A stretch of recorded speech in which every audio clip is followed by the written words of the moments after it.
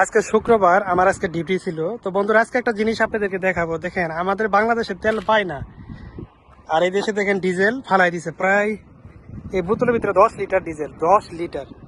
দেখতে পাচ্ছেন, এর সাথে একটা কাস্টারি।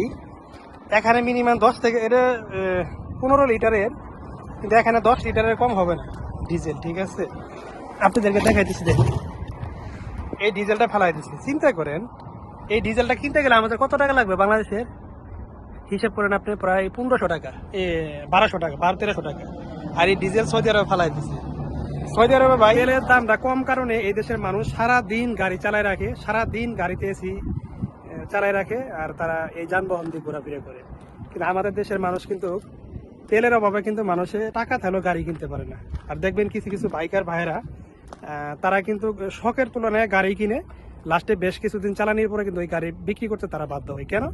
আমাদের বাংলাদেশে তেলের দাম বেশি, আর এই দেশে ডিজেলের দাম হয়েছে 1 টাকা 50 পয়সা, আর পেট্রোলের দাম হয়েছে 2 টাকা 18 পয়সা, সর্বোচ্চ 33 পয়সা, 2 টাকা। তাহলে এই দেশের মানুষ গাড়ি চালাবে না? আমাদের বাংলাদেশের মানুষ কি সবাই গাড়ি চালাতে পারে?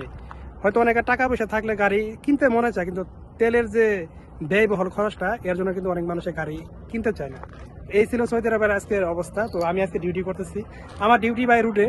তো আমি যে কাজ করি এটা আপনাদের কাছে বললে আমার কোনো সমস্যা নাই, যেটা কাজ করে খাই এটা আপনাদেরকে বললে সমস্যা কি? এটা আমার কাজের উপর আমার রিজিক। এই রিজিক থেকে যে ইনকাম করি এটি আমার পরিবার, ফ্যামিলি, নিজে খাই, নিজে পরিবারকে চালাই। তো সবাই আমাদের জন্য দোয়া করবেন, আর এই ভিডিওটি ভালো লাগলে অবশ্যই আপনারা মন্তব্য কমেন্টে জানাবেন।